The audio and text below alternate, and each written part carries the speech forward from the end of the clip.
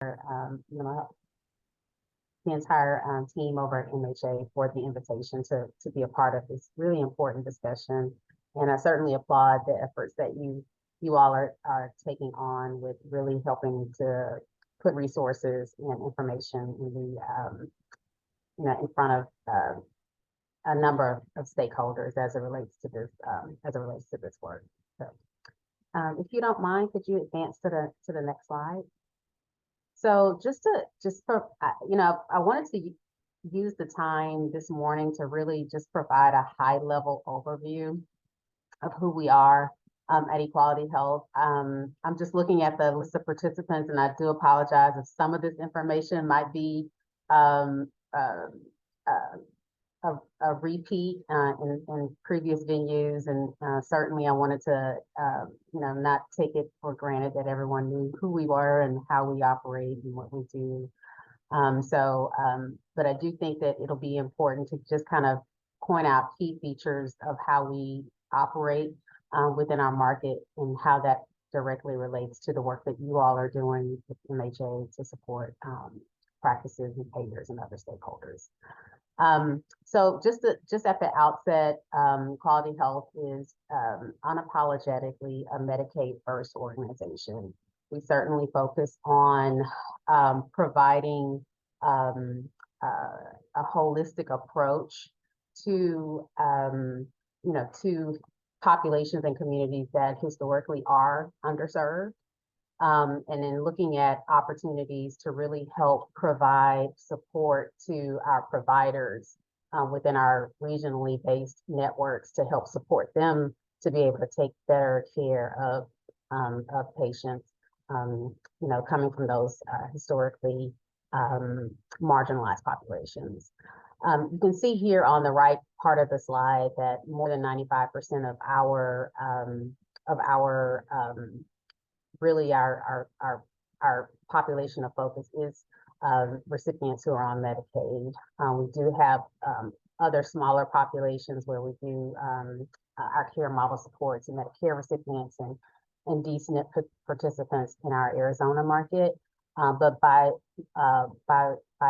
large accounts, we focus exclusively on the Medicaid population. So certainly complex related populations that certainly are living with a number of chronic conditions as well as mental and behavioral health related conditions. So if you can go to the next slide, please. And so just at a very, again, high level overview of our overall operating model, essentially, this just articulates what we do in terms of our presence in the market, our decision to enter a market, and once we're in the market, what are our operations from an MSO perspective, and then how does our care model support the work that our practices do. So essentially, what we do is we source a number of value-based and risk-based contracts with our sponsoring managed care organizations, our health plan partners. We in turn and simultaneously recruit primary care providers to join our regional provider networks. And currently, our organization, we have three markets that we're actively active in, and that's our Arizona flagship market where we started our work. We've been in Texas now for several years, and our most recent market is the Tennessee market. So in each one of those markets, we have regional provider networks, what we refer to as our Equality Health Network, where our primary care providers are a part of.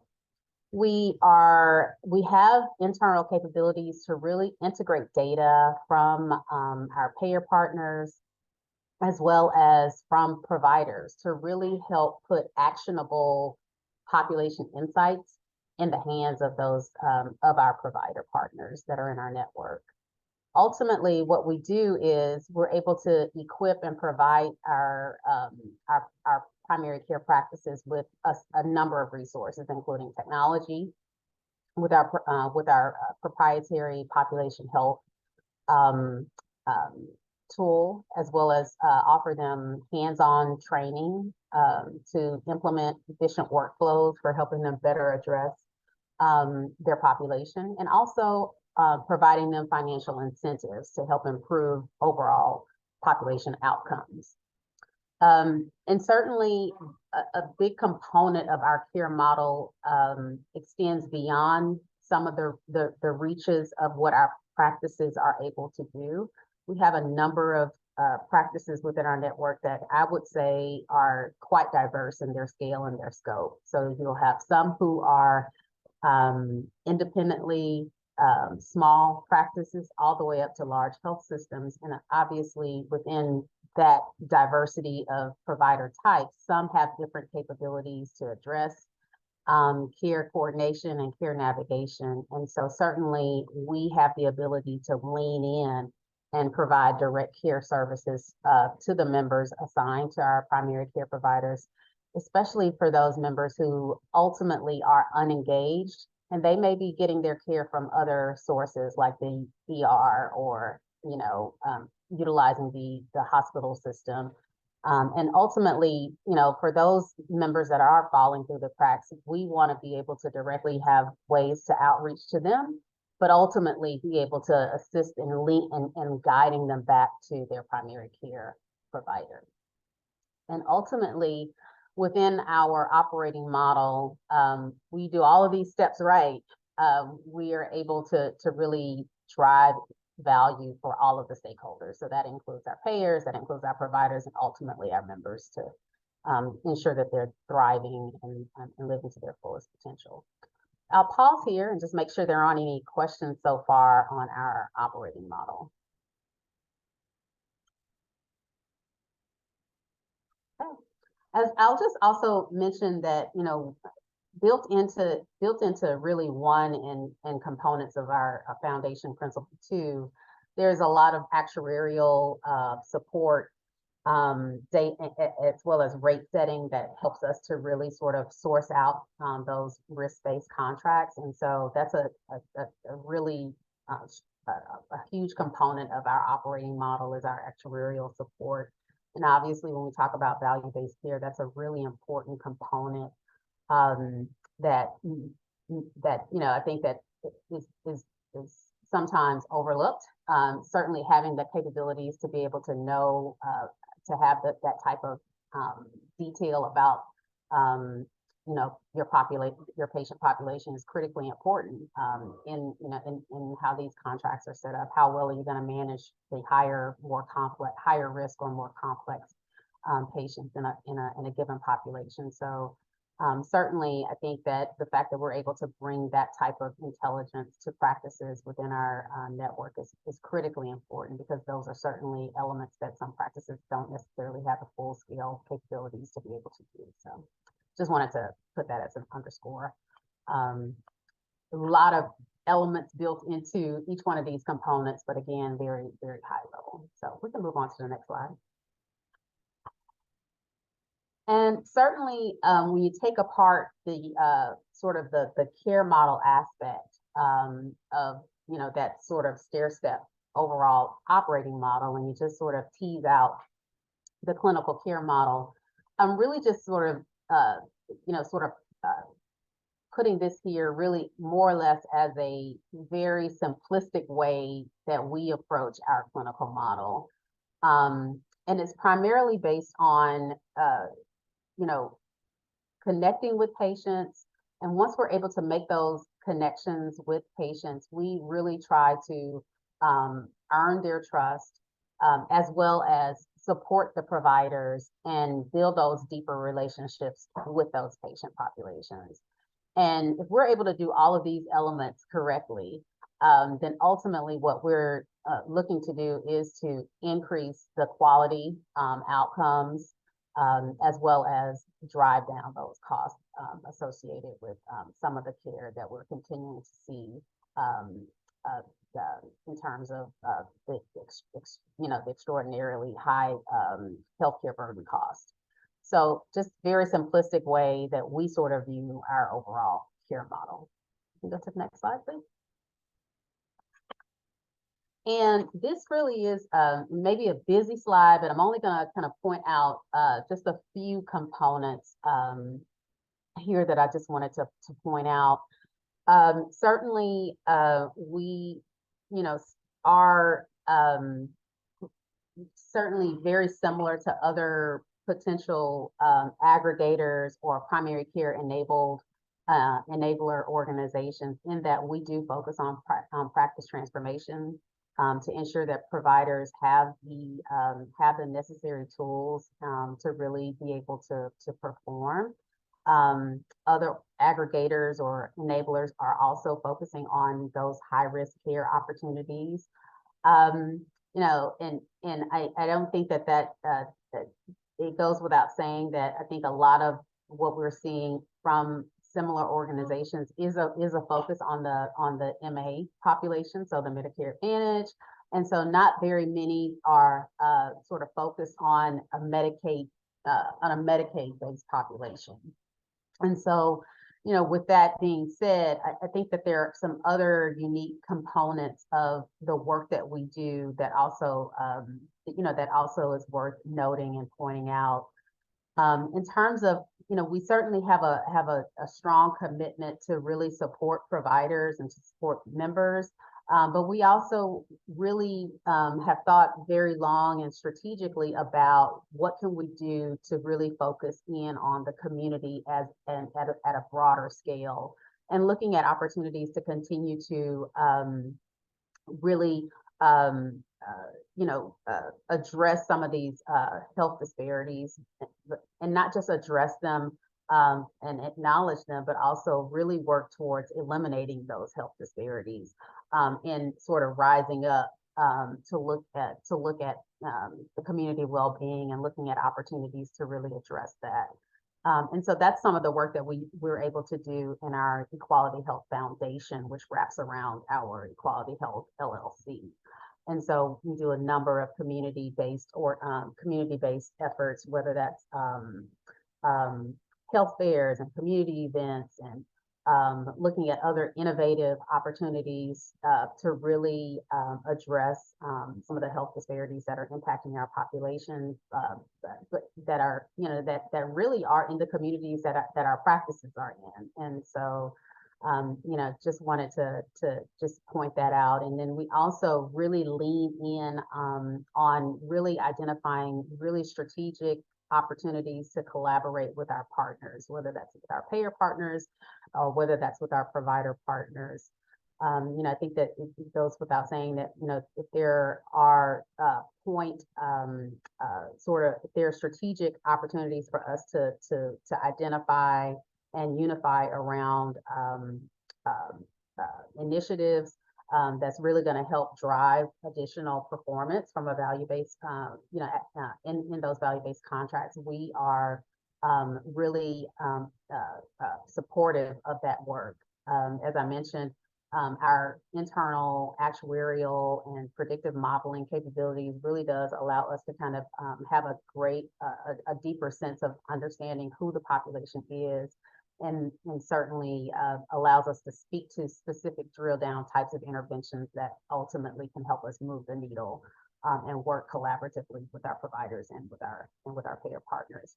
I've just also included a few stats that really sort of lean in and talk a little bit more about some of the work that we're doing in all of our markets. Right now, we have around 600 TNs throughout across all of the markets, well over 750,000 Medicaid lives. And like I mentioned, in our Arizona market, we do have a small population in Medicare and the marketplace, and $4 billion in managed premium with those lives. And I'll also say that, you know, as an aggregator or PCP enabler, and certainly, you know, with our growth equity sponsorship, and as I mentioned, recognizing that there are other organizations in the marketplace with a focus on other populations than our population focus being Medicaid.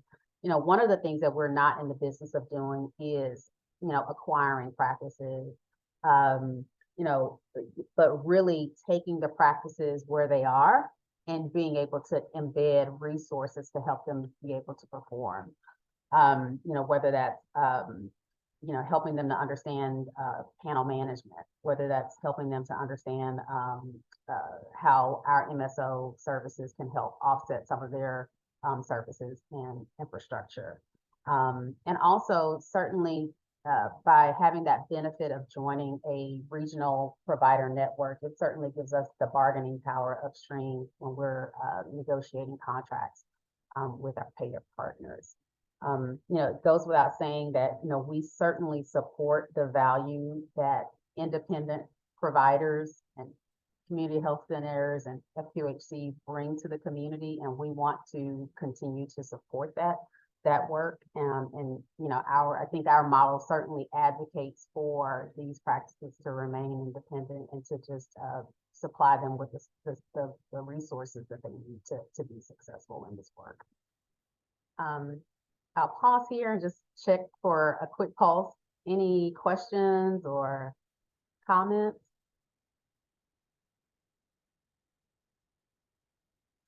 Okay.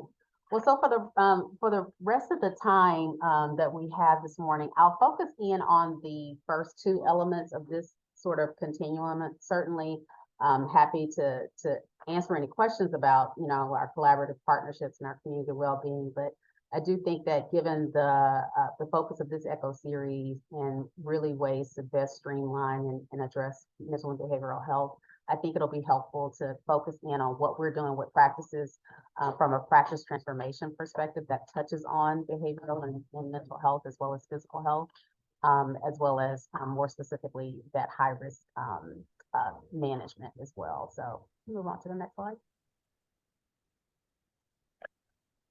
So we'll start with a little bit of what we do from a practice transformation perspective. And if you could go to the next slide. This is really just I guess a more detailed view, if you will, of our care model. A few slides ago, I just kind of gave you a very simplistic sort of three-circle approach about how we're connecting to patients, earning their trust, and then supporting the provider. And this really sort of speaks to how we actually support the providers. So essentially, for providers who are truly doing this work and participating in value-based care, they are accountable for care that happens outside of the practices. And so, we have to recognize that, again, like I was mentioning, the great diversity that a number of our practices have, some of them are able to address those care opportunities that happen outside of the practice. However, there are other practices that don't necessarily have the infrastructure to be able to do care coordination, care navigation. And so this is really sort of an opportunity for us to be the arms or the extensions of that practice to really be able to address some of those non-medical drivers or those health-related social needs that their patient populations are faced with.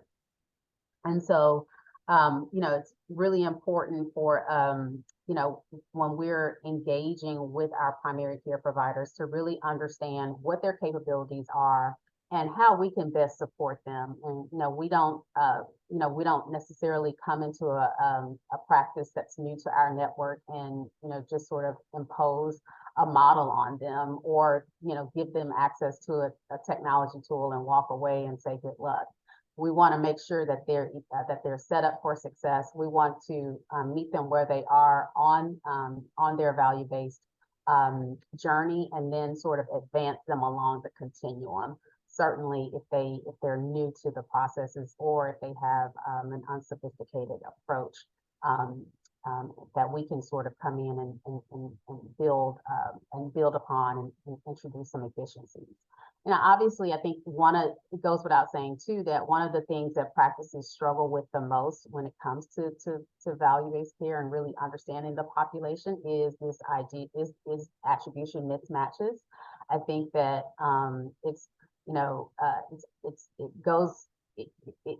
I think that one of the things that we see on a regular basis is a number of patients who may be assigned or attributed to a practice or to a primary care provider. And that primary care provider has never seen that member, has never engaged with them, doesn't have an account for them.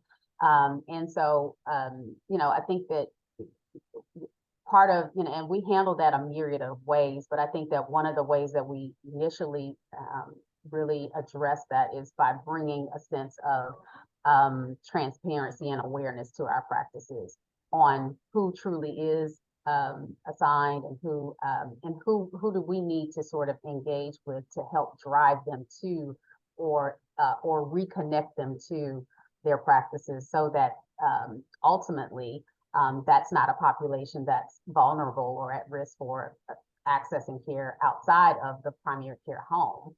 And I think that that's the biggest, that's one of the big common issues that we continue to that we deal with when with providers as they're doing this work and in the value-based contracts.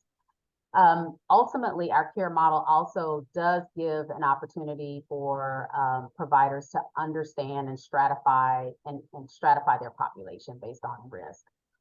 We do have processes in place to really help prioritize patients based on their risk, how they've engaged with the healthcare system. If these are patients who have historically utilized the ER, if these are patients who have a number of chronic conditions that our provider network is able to impact. And so we're able to prioritize those individuals, specifically those high risk individuals, and put them in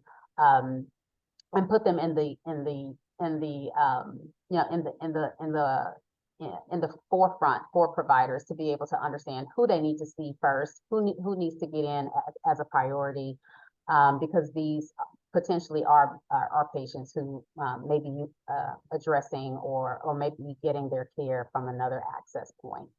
And so, I'll also just point out that part of the work that we're doing in sort of prioritizing who practices need to see is also based on the fact that we're able to sort of consolidate those members and sort of stratify them, not only based on their risk level, but also based on the types of chronic conditions that they may have. So in some ways, we are able to provide disease registries within the technology tool that we have, so that providers understand, well, these are my asthmatic patients who are high risk. I need to see them every quarter. These are my diabetic patients who are at high risk. I need to see them every quarter.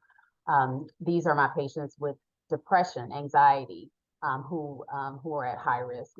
I need to see them every quarter. And so I think that part of what we are able to do is really fill the gap and fill the void that some electronic health records may not necessarily be able to do for some of our providers.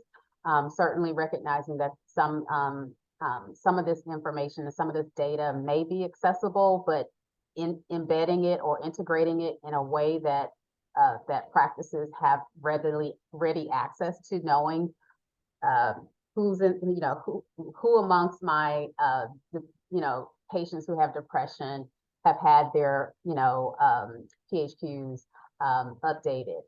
So it's really that type of insight that is a limitation in some of the current methodology and some of the current practices that we're, some of the best practices that we're trying to bring to our provider network within the technology that we have. So I'll pause here and also just ask if there are any questions related to our care model. No, it's so far very clear and very impressive. So thank you. Mm-hmm. Thank you, Tina. All right. Sujan, can you go to the next slide, please? And so one of the things that, is really important that I wanted to just spend a few minutes talking about was really at the beginning of the slide, at the beginning of the conversation, when we talked about our overall operating model. And one of the things that we do when we're engaging with providers is to bring them a set of resources, whether that's our technology, whether that's our care model. And then the other thing that we're able to do is bring our providers financial incentives and financial opportunities. And so we have an Equality Cares Incentive Programs, what we refer to as our ESIP program. And it's basically an activity-based incentive.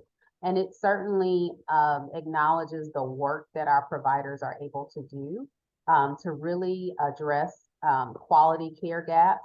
And in doing that work, it really ultimately leads back to those overarching goals upstream, really reducing cost and really overall improving those patient outcomes and quality outcomes. And so the program pillars of the incentive program really sort of hit on three key areas. And one is the preventive care. And so that's really getting those patients in adult or our pediatric population for Medicaid, getting them in for those well visits, and then identifying opportunities to close those appropriate care gaps. And so whether it's immunizations, whether it's cervical cancer screenings, whether it's breast cancer screening. So really those opportunities to close to get those patients in for those preventive care opportunities. The second component of the incentive program really does center around transitions of care. And so certainly recognizing that when acute care happens or hospital admissions are occurring in the patient population, it's critically important to get those members back engaged within within a timely manner. Our incentive program rewards our providers for getting those patients back in within 7 days, and that's really based upon data that we've been able to see replicated. That if you look out, so if you go up anything beyond that 7 day time point, so let's say 14, 28, 30 days of re-engaging with that member after a discharge, it drastically increases their chances of going back for a readmission. And so to get them in a 7 day time period really does provide an opportunity for providers to do the appropriate medication reconciliation, identify if there are any non-medical drivers that need to be addressed that may have happened that contributed to that hospitalization, and also if there are things or services that patient may need to ensure that they don't have another readmission, that those items are addressed during that transitions of care visit. And then the third component of the incentive program really does center around how well our providers are doing with engaging those high-risk patients. And so really, as I mentioned, there's also an extreme amount of literature that points to at least about 10 to 20, some of the literature says it goes up to about 25%, but around 10 to 25% of the patient population are really sort of driving the cost for the rest of the 80% of the patient population, because that's the population, that top 10 to 25% that's utilizing the ER, that's having recurrent hospital admissions and readmissions. And so really being able to put those higher risk patients and prioritize those for our practices is a unique, is an important component of our incentive program. And so we refer to that as high risk management of patients who have historically utilized the ER in the hospital setting, and they also have around 6 chronic conditions such as diabetes, asthma, depression, anxiety.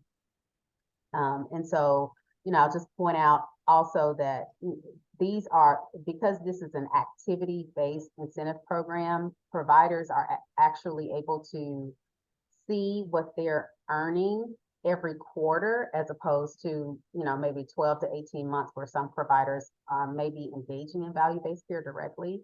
with a payer, and they don't necessarily understand what they were incentivized for.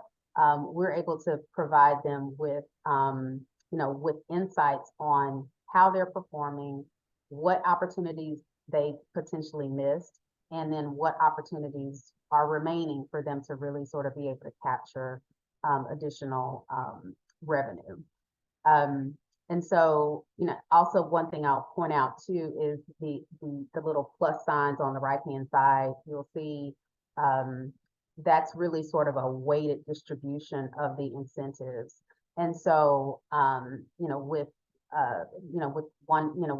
the preventive care, again, we're Medicaid sort of focused, and in Texas, that's really going to be pediatrics, moms and babies, and certainly those Texas Health Step visits, those SDT visits. That's really going to be a bulk of what a lot of our network that we have are going to be engaging in, and so that's a component that's not as heavily as weighted as maybe some of the more complex or complicated chronic condition visits, and so.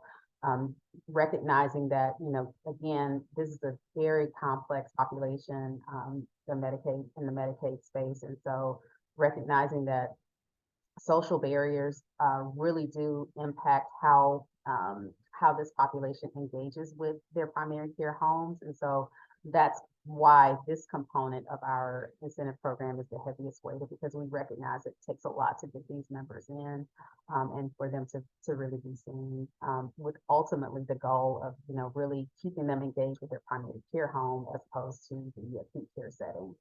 And based on the data from our analytics team, what we've seen is that if we can, when we count the number of visits that a high-risk member has been able to engage with their providers, the sweet spot really is if they're able to get at least 3 of those visits in a year in that annual basis, that really is the biggest return on investment to really sort of move the needle from a cost perspective, because that member has been able to truly embed and engage on a regular basis with their primary care provider to get their medications addressed, to get the appropriate testing done for their healthcare needs, as opposed to seeking those services elsewhere.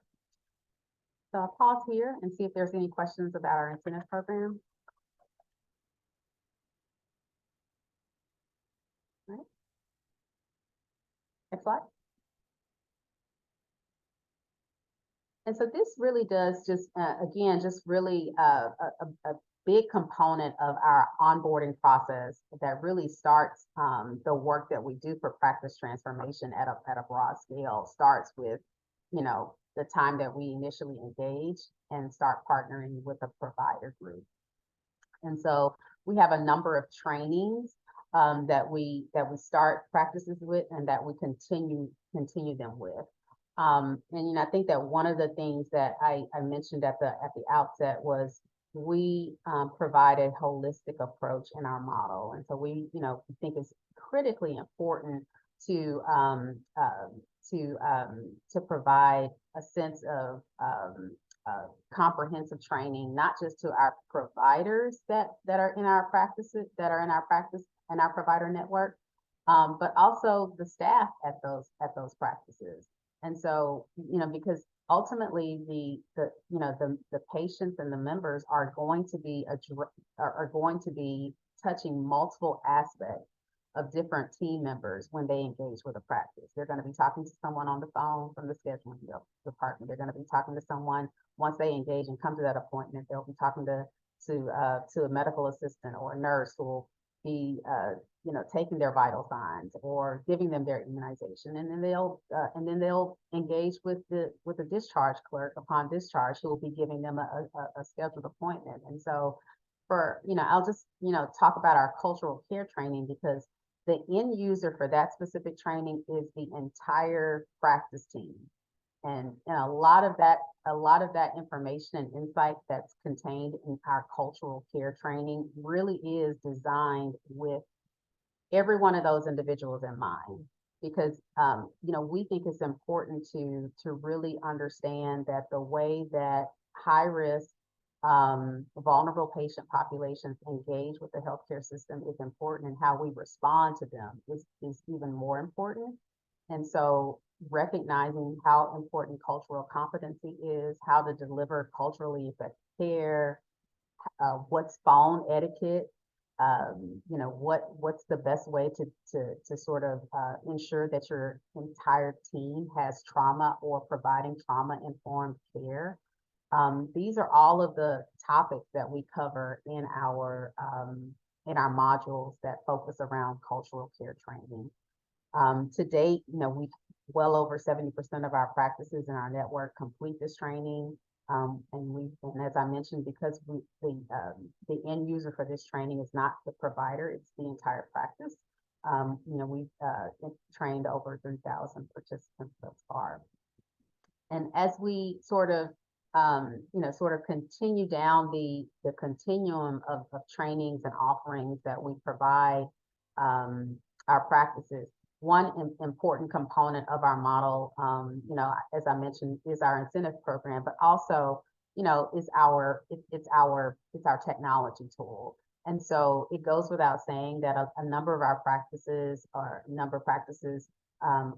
do have robust electronic healthcare health systems where they're documenting and tracking. Some systems are more sophisticated than others, but one thing that's pretty apparent is that it's difficult for current EHRs to be able to segment and put insights in front of the providers to help them understand who's at high risk, who's gone and accessed care outside of their health system or outside of their practice. And so because we do provide our practices with technology to help them understand what are those actionable things that you need to address with this patient, what are the care gaps and what are the care opportunities that this patient has that you can address. We're providing them a sense or a view of things that they wouldn't otherwise be able to see in their own electronic health records. And so, as we deploy our proprietary population health technology tool to our providers, it goes without saying that we're not just going to drop it there and walk away. We also provide them with hands-on support to really be able to engage in this technology tool in a way that they can streamline their workflows, prioritize who needs to come in for well visits, prioritize who needs to come in for those transitions of care visits. And we really do that with the support of our field-based teams. And so we have field-based teams who are really there elbow to elbow with our practices to really help them with this, with being able to understand best practices of utilizing the population tool, and then how to sort of advance along the continuum. And then I just left a few stats on where we are with with our population health onboarding processes. Well over 80% of our practices have completed the training to start to engage in the tool. And just this past year, we've also had a initiative where we're actually able to link and integrate with a number of EHRs to really help us be able to take in data specifically from the practices and really sort of get a better understanding of the work they're already doing day in and day out. One thing that we know for sure is that data can be delayed, especially from a claims perspective. And so, if a provider has done a well visit, they may not see that sort of play out for several weeks, if not a few months. And so, by us having that direct EHR integration capability, we're able to really sort of capture and close those opportunities, close those gaps in a more real-time perspective, and share that insight with the practices so that they can move on to the next sort of prioritized workflow that they have. And then ultimately, our practice transformation training, those are ongoing. As I mentioned, a number of our practices are at various different phases along the continuum of value-based contracting. And so our teams are really sort of working with those practices where they are to help them understand understand what their current workflows are, and then also bring about opportunities for them to have some efficiencies brought to those workflows to be able to better address and better sort of advance along the practice transformation continuum. So next slide, please. And this is just really some of the proof points that I wanted to share with you. And certainly it just speaks to the fact that practice transformation is a long game. We don't anticipate, this is comprehensive and complex work. And again, recognizing that there's a great level of capabilities that have already been in place for some practices, and some practices are taking on new capabilities. And so practice transformation is a long game. And so this is just a snapshot or some data that's reflective of one of our payer partner cohorts. And this just looks at how we are, as practices are with us longer amounts of time, how they've been able to improve from a medical loss ratio perspective or cost. And so the gray bars reflect the practices that have been with us 3 to 5 years, and then the orange bars are practices that are with us, that are really just starting in the program. You can see certainly the shorter amount of time certainly has a higher cost or MLR association. And then certainly as practices advance with us, they're taking on sort of these workflow optimizations, prioritization work streams. That certainly contributes to an improvement in the medical loss ratio or the cost associated with care. And similarly, it's also important that we also talk about how practice transformation is driving HEDIS improvement or those quality care gaps. And so again, very similarly, as practices that are with us longer, and you see that reflected in the dark yellow bars, they certainly have a stair-step improvement in those quality measures and those quality outcomes. Any questions here on this data? All right, next slide.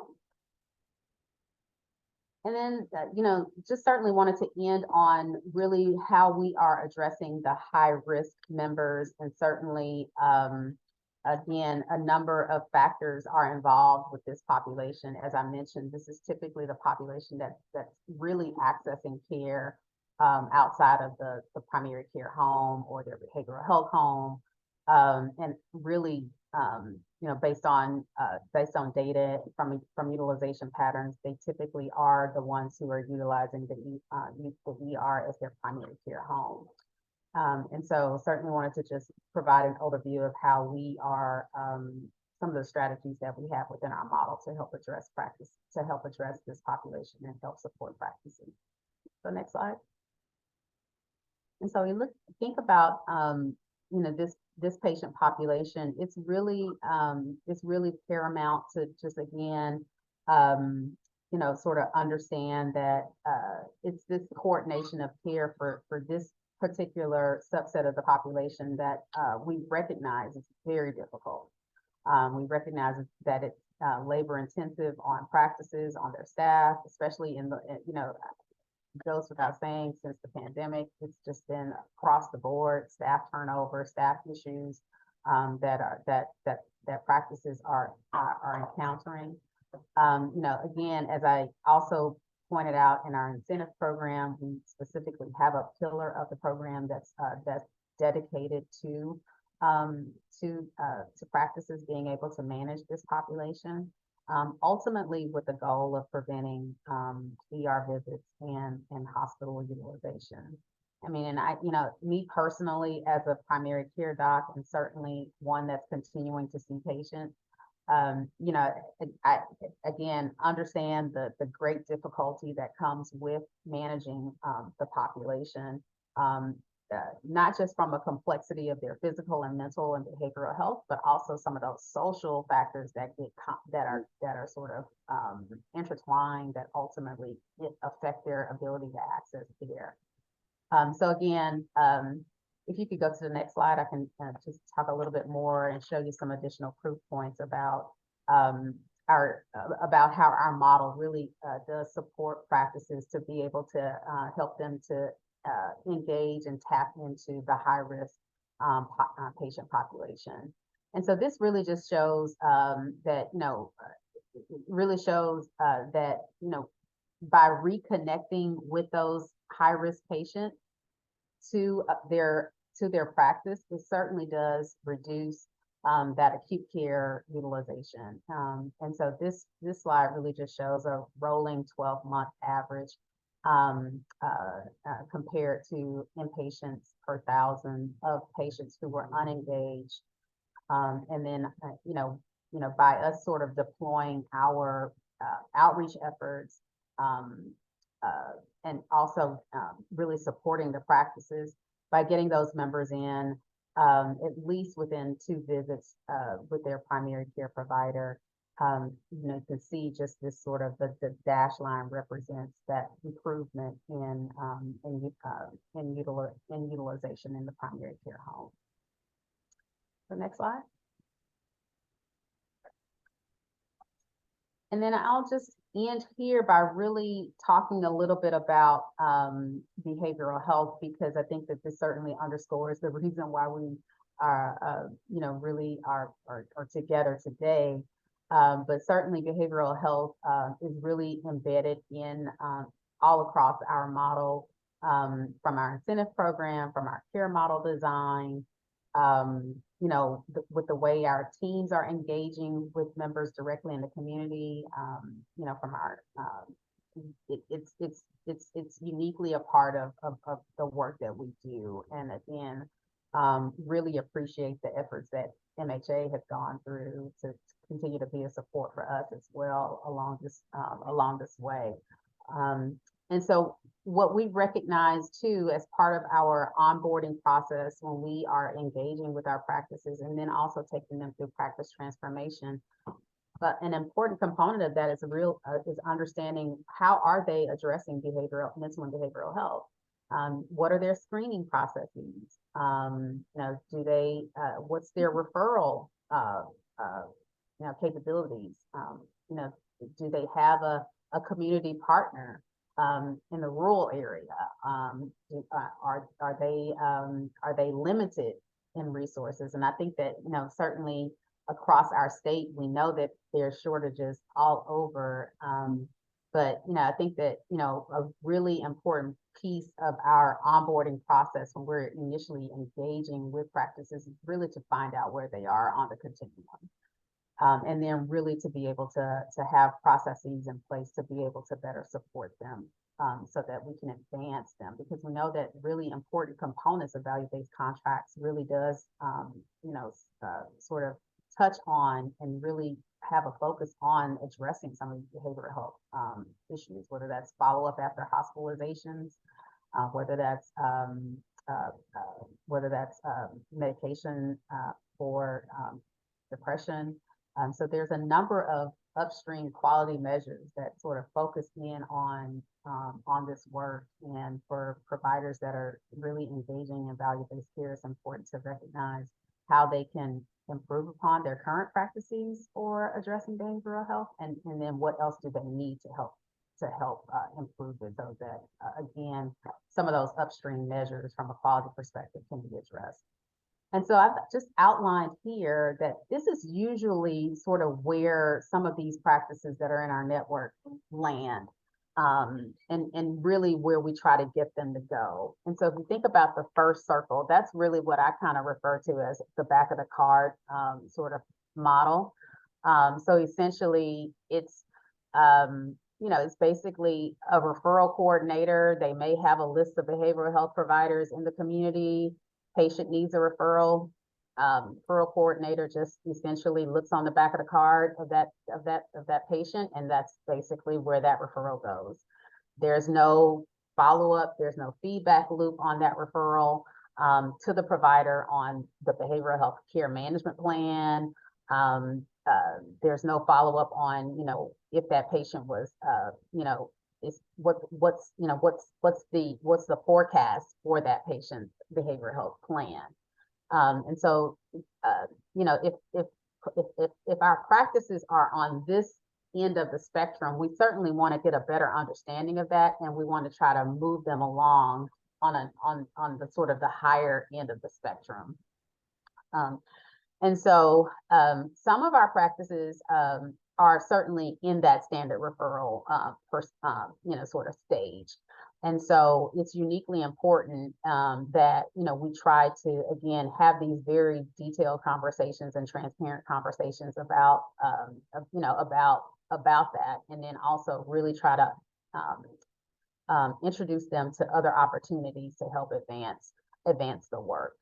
And that's really where some of these sort of some of the attention placed on advanced care coordination sort of reside. And so this is really an opportunity to really introduce our providers to other behavioral health care providers who may have best practices to really sort of have a closed feedback loop to be able to provide insight back to the practices on how a referral was received, if that referral was addressed, if that referral was closed, what does that behavioral health care management plan look like? So it really ultimately gives that provider some additional insights on the care of that patient from a behavioral health perspective.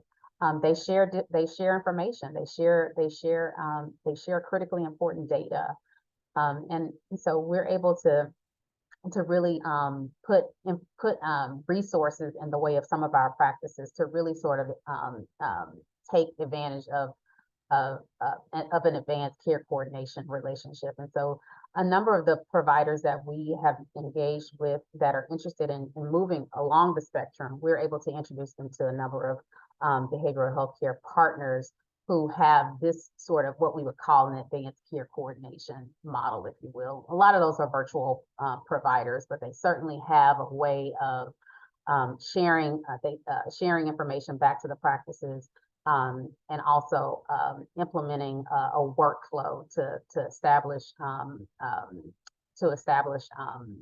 care and visits after a referral is placed.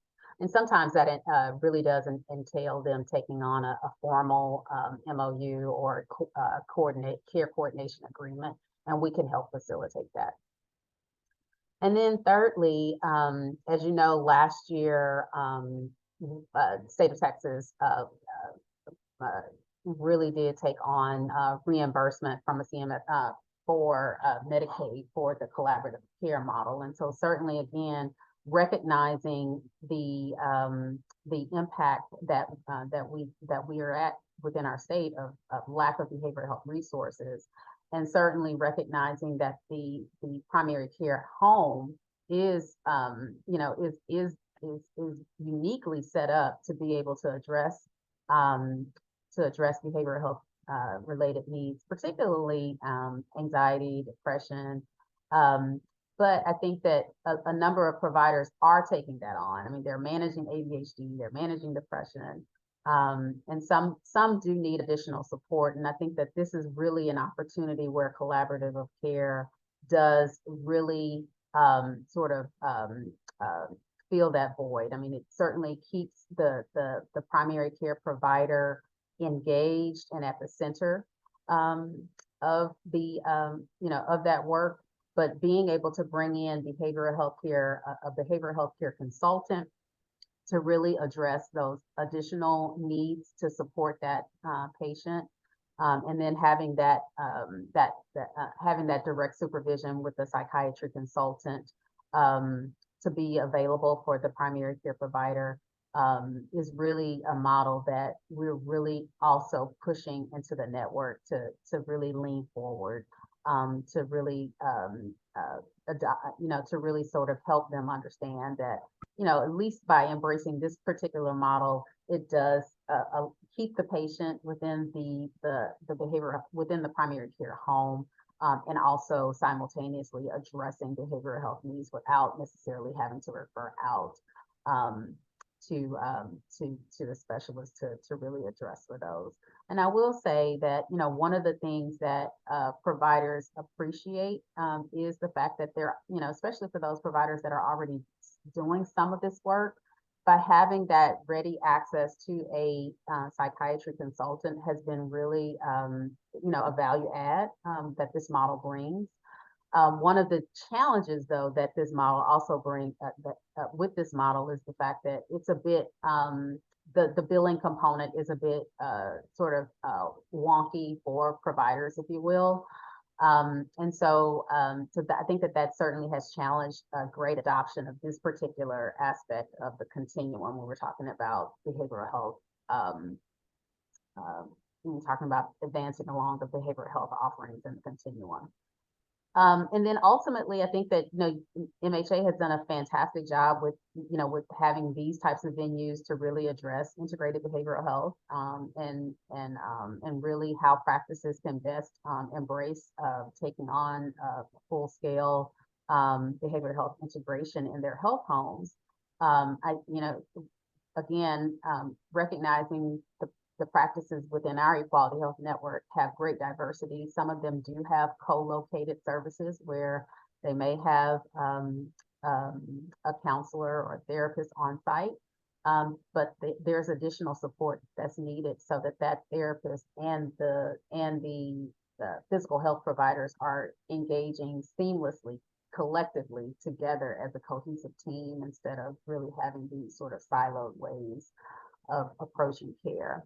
And so I think that, we certainly have some practices within the network that are really embracing this and embracing it well. And then some where where we certainly have opportunity to really sort of help them to really maximize the potential that they have by having those additional staffing resources. So I wanted to stop here and just, again, thank you for the opportunity to come before you. And I think there's a few questions in the chat that I'm happy to address. But I think we have a pretty small crowd here. If you want to come off mute and just have a dialogue, that's fine too. I will. This is Tina. I'm always concerned about the insurance market here in Texas, and I'm curious to hear from you what those challenges have been in making this work and how you've been able to overcome some of those challenges. Yeah, and then I think I kind of alluded to one of them. I think that when we are engaging with our payer partners, especially on best ways to improve compliance or improve performance, especially with some of these quality measures related to behavioral health, it's really what are some of the ways that we can best address access to care. It's usually centered around follow-up after hospitalizations, especially for those mental and behavioral health hospitalizations. How well are we at getting data to the providers or to the specific provider that needs to see that patient after a behavioral health hospitalization in a timely manner? Because those are time dependent quality measures, 7 days, 30 days. And so I think that, there's great investment from MCOs to ensure that, that they have partners that are able to address that, and that the data infrastructure system puts that insight in front of the providers to be able to address it. And also, like I mentioned, with the collaborative of care model, I think, one of the things that we take very seriously as our role, because we sit right between the provider and the payer, is to really vocalize some of those challenges to the payers about adoption to some of these models and some of the barriers that practices have with addressing some of the models. specifically with collaborative care, you know that there are specific codes, there are specific time measures that are addressed, that each one of those visits are sort of restricted to. One of the challenges is around reimbursement. And so for one of those codes, their practices essentially will have to take a hit and essentially compensate the collaborative care provider for that service. And so I think that we've been very vocal about some of that, and I think that some of the payers are certainly responsive to really sort of how they can lean in and really make it more appealing for practices to be able to take this model on. But again, yes, it's definitely a challenging space. But again, I think that recognizing that a lot of the mental and behavioral health related issues that we're seeing from a utilization perspective have to be addressed, and we have to figure out how we can best support practices to be able to contain it and to be able to address it within the confines of the primary care home as opposed to, the ER. I've also heard that HHSC, I believe, is starting to do more intensive work in the areas of really supporting and having this work. And I know I had a meeting with Dan Crow and Kenyanda not too long ago with one of the gals there. And I am planning on reaching out to her because she wants support with the practices that, they help insure, right? Yeah. So I'm wondering if you've had conversations with them as well. I'm thinking you did. Yeah, yes, we definitely are engaged with HHSC in this work, and certainly again have been vocal about some of the barriers that our provider network is faced with when it comes to this, and certainly a lot of that deals with capacity, a lot of it deals with access, a lot of it deals with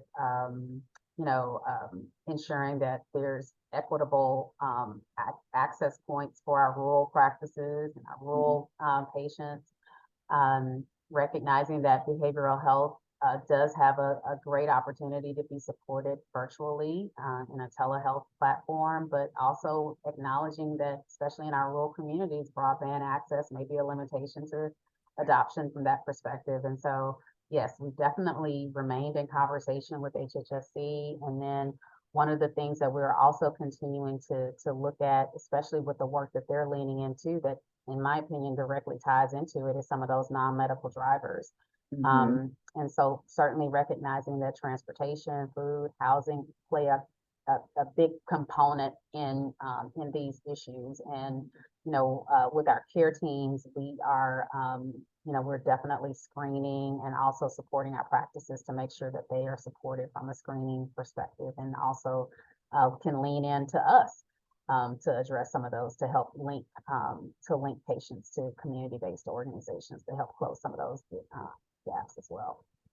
One other just small question. Yeah. Are you seeing any of the practices that you all are working with starting to do suicide ideation screenings in primary care more often? Yeah, I'll say that I do think that probably we probably see that more from our practices that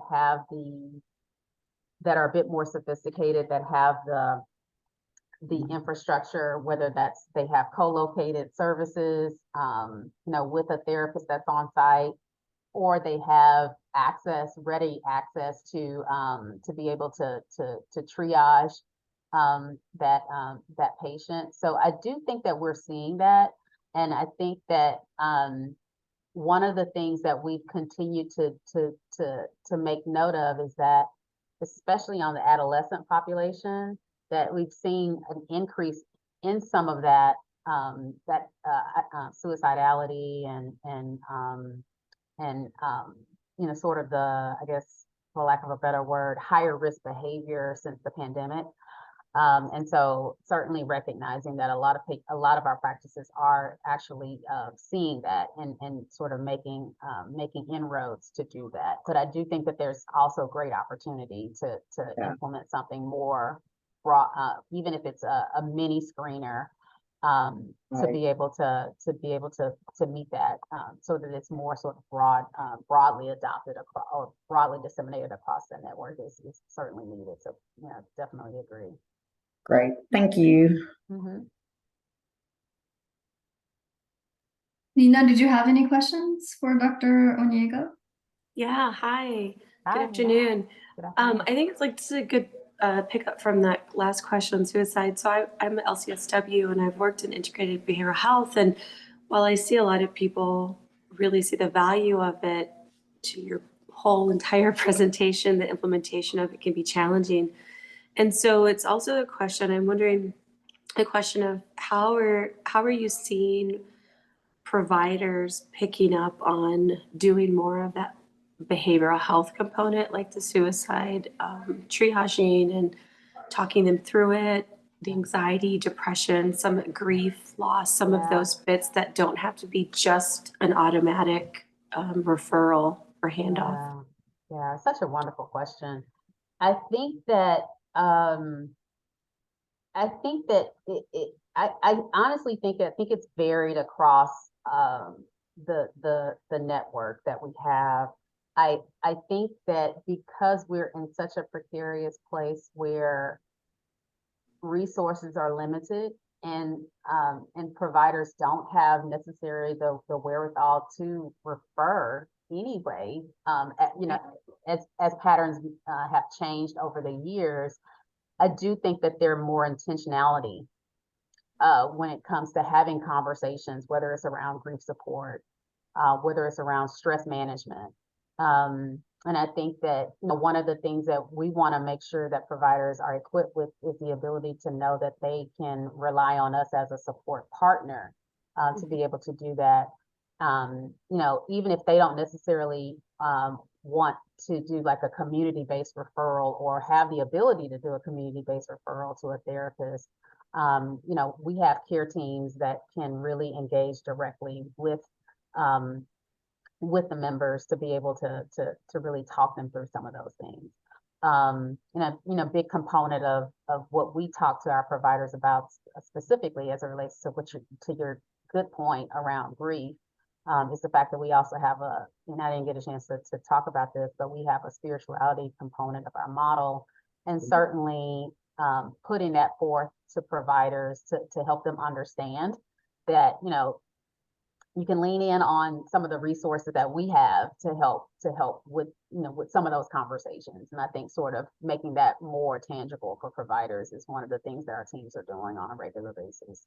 And so I think to the extent that providers are more apt to have those conversations, but in all reality, in a 15-minute visit that gets condensed down to 6 to 7, recognizing that they have a partner that can, probably take this on to a bigger conversation, is really been something that we've been reinforcing and socializing throughout the network.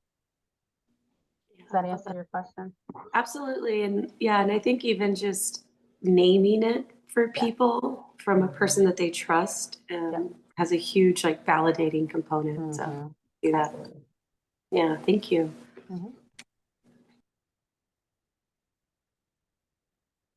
Any other questions?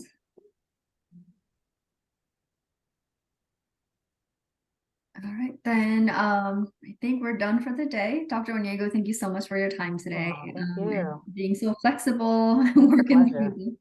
Yeah, it was a pleasure. Thank you for having me. Yeah, and we'll follow up. Victoria will follow up with you all for the surveys, and she'll have more information about, the presentation. We do share the presentations with our participants. So please be on the lookout for Victoria's email for follow-up. With that, thank you all so much for attending. Have a good one. Thank you. Bye-bye. Bye. Thank you, everybody. Bye-bye.